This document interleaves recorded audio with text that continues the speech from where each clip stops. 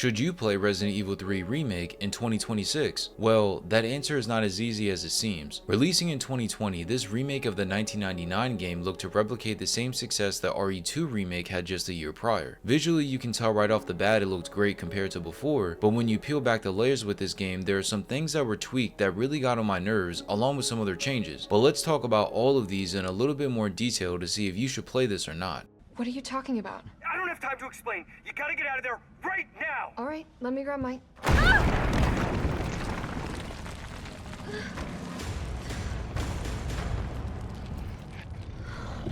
So as I already mentioned, the first thing you'll notice with this remake is that the visuals have been enhanced so much. If you played RE2 Remake, then this should be no surprise to you. Just comparing the original to this, the update in graphics is like night and day. Everything looks way more cinematic and realistic compared to the block textures we had on PS1. As someone who actually played PlayStation 1 games, I really appreciate the graphics we have today because man, when you look back, you see how far we've come. Visually, this remake is stunning, that's for sure. Moving on to the actual gameplay, again, if you played RE2 then you know how this works. You play from a third-person perspective from an over-the-shoulder view as you have free reign to explore various areas over the course of the story. These can be Raccoon City, the police station, sewers, hospital, and underground facility. Between playing as Jill or Carlos, you'll be going in and out of all these locations killing zombies alongside other deadly creatures. I never had a problem with any of the locations that we visit. I enjoyed killing creatures in all the spots we found ourselves in, typical Resident Evil stuff. Killing the zombies, lickers, and other monsters is still just as fun. If you're playing as Jill, then using the grenade launcher is just a blast. Like before, you can combine different types of explosives to make the various grenades that kill the enemies in different ways. So you could craft flame rounds, explosive rounds, acid rounds, or find mine rounds, all which were helpful to some degree. My favorite was the explosive rounds as it was like shooting a mini rocket launcher and would cause insane damage to pretty much every enemy. My problem is that I would try to hoard all my materials and it would lead to myself getting killed.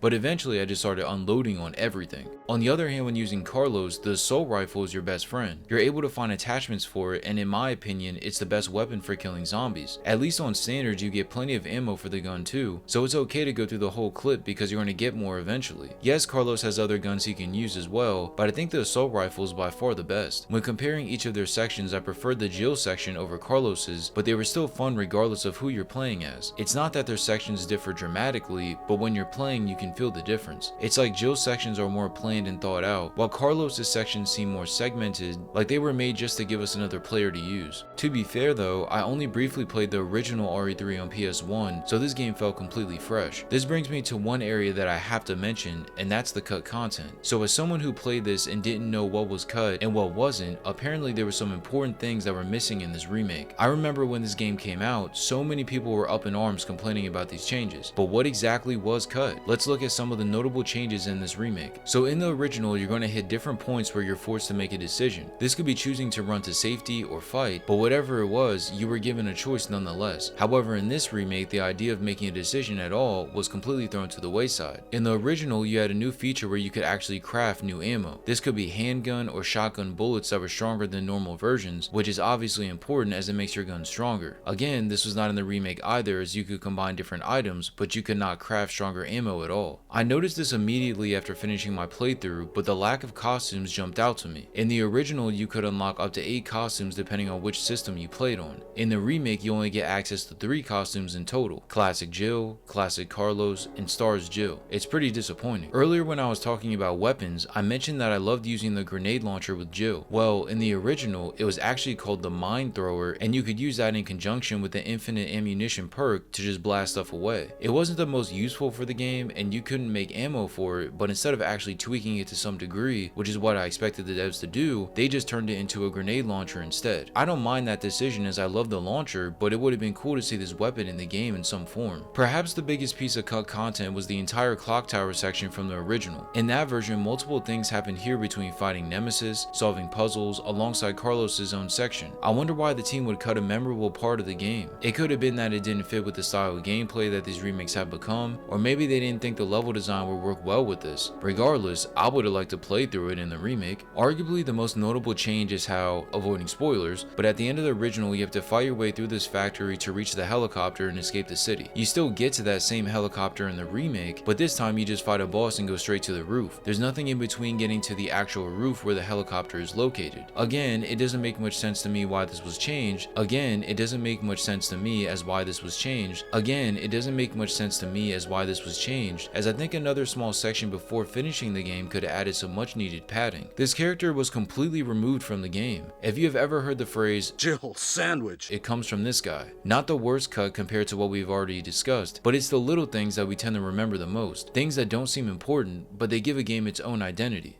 But oh well. So as you can see, there was a lot of cut content in this remake, which I think hindered its overall reception. Personally, the main ones that bothered me was the lack of costumes, clock tower, and ending changes. I think those three areas could have provided us with more content and made the game longer, because this game is really short. Normally I don't mind short games because it's hard to invest time into a really long game nowadays, but having to pay full price for a game of this length is hard to do, especially when you consider that RE2 Remake is longer and only came out a year prior. Since we're talking about negatives, let me discuss some more things that I didn't like about this gameplay. Now in RE2 Remake, the zombies were spongy and took a lot of bullets to go down. Once I realized this, I began shooting them not in the head, but in the legs to chop them down and run past. I used the same concept for RE3, however it didn't work as well. Although the zombies are just as spongy, when you cut them down and try to run past, you can't run past on the side where their head is or you're going to get bit. I did this over and over thinking that I had a couple seconds to just run past them, and I always got grabbed. Then to make matters worse, I would use a shotgun or something else strong to kill the zombies, and yet when I would return to the room, they would be back up standing again, leading me to get grabbed yet again. If I could sum it up in one word, I say these zombies are sticky. Even with Jill's ability to dodge, it's so hard to not get hit by these zombies. It's hard to describe, but the zombies in this game are so much more annoying than in RE2. Yes, there are unlockables that you can earn by spending points in the shop to make this a bit easier, but on a first playthrough, they're just annoying. Another thing that really got on my nerves was it felt as if the game purposely puts you in situations where you're faced with a lot of zombies in tight spaces or small rooms. There were so many times where I would enter a room and there would be at least 3 to 4 zombies in that space. Normally it's not a big deal, but when you're in a game like this where you have to be mindful of your resources, you can't just blow everything up during every encounter. And remember, these zombies don't die easily, so sure, you could use something to put them down temporarily, but then you're gonna have to rush and won't be able to read files or miss grabbing important items. The only way to get around this would be to throw grenades, use the grenade launcher, or spam the assault rifle. But as I mentioned, you still have to be mindful of ammo. Just an annoying thing to have in this game. Going back to the positives, Nemesis.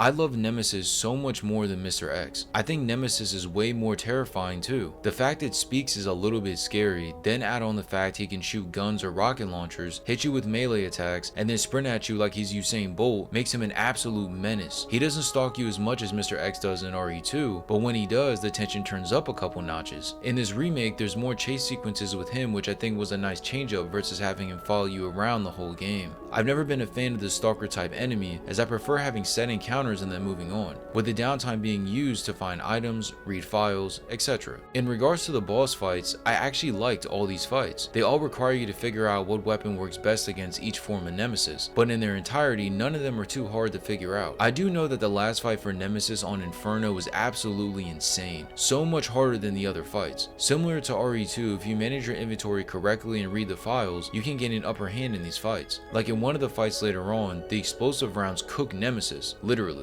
You can just spam those over and over and over and get through one of the fights pretty fast. If there was an annoying piece to these, it would be that he transforms into these giant mutations, which occupy a lot of the screen. It's cool to see, but when you're trying to attack and it's moving all over the place, the camera has a hard time keeping up. Smaller to medium-sized enemies fit this game's style of gameplay better, but it was still fun nonetheless. In its entirety, the gameplay for RE3 Remake is similar to 2's. If you enjoy 2's gameplay, you're gonna like 3's, but you'll notice the changes they made between each remake for sure. For the OG fans, I completely understand why so many of you complained about the cut content, content, because when you look at how much is missing, this game could have been so much longer and been to the level of RE2, but instead we just got a smaller piece of the actual experience. The gameplay is still addicting, but yeah, you might not be a fan of the changes that are particular to this title. Moving on to the story, if you weren't aware, RE2 and 3 are like two pieces to one giant story. So for this game, we start out before the events of RE2, that game catches up with this and ends, and then this one finishes after. So on September 24th, 1998, STARS member Jill Valentine is attacked by this tyrant called Nemesis in her apartment. She narrowly escapes the creature and meets up with another STARS member named Brad. From here is where the story begins, as she uncovers what's really going on, discovers a vaccine for the virus, and attempts to flee the city before it explodes. What I liked about this game's story is that it fills in some of the gaps timeline-wise from RE2. You're able to see what happened in different situations that led to some events from that game and how everything is connected. Between Jill and Carlos versus Leon and Claire, I prefer Leon and Claire, but Jill and Carlos were still a good team. The dialogue between the two was on par with 2 Remake, and it lined up with everything that was going on. Just like 2, there's a couple of goofy lines that you'll remember at different points in the game. That's one thing that I love about RE games, is that the dialogue is so serious at one point, and then someone will say something funny that's supposed to be taken as serious, but it doesn't sound like that when they say it.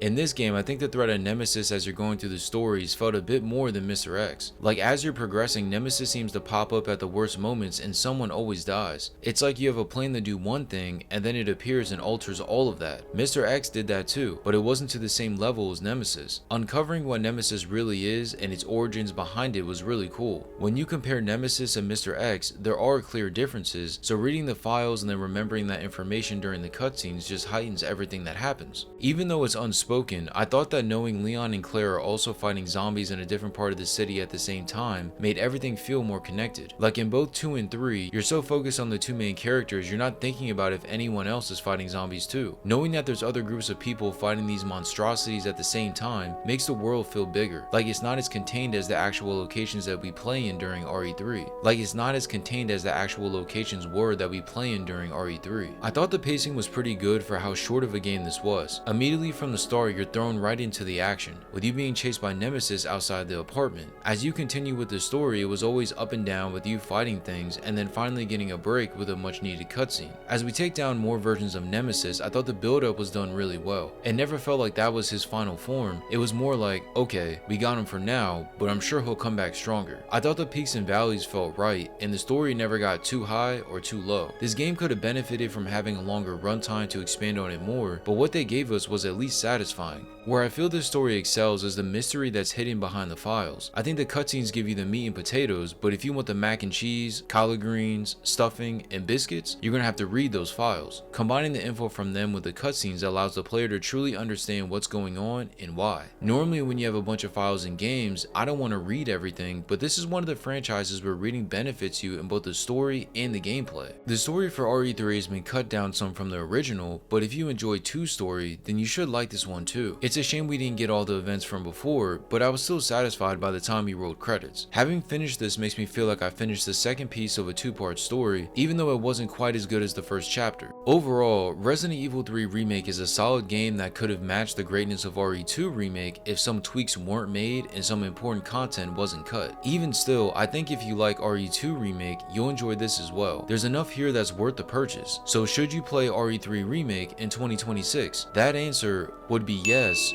but on a discount. I would not advise paying for this at full price, not because the game is bad, but because of the short runtime. Thankfully, these Resident Evil games go on sale frequently, so you should be able to get this for cheap. If I had to give this game a score, I would give it an 8.5. I still really enjoyed my time with this game, and I think that even with the cut content, it's still fun to return to. However, this could have easily been a 9.5 with some additional changes. But to put it simply, if you like Resident Evil at all, you'll like this. Go ahead and play it. What did you think about Resident Evil 3 Remake? Did you like this or the original more? Let me know in the comment section below, and if you enjoyed this video, feel free to watch one of my other reviews right here.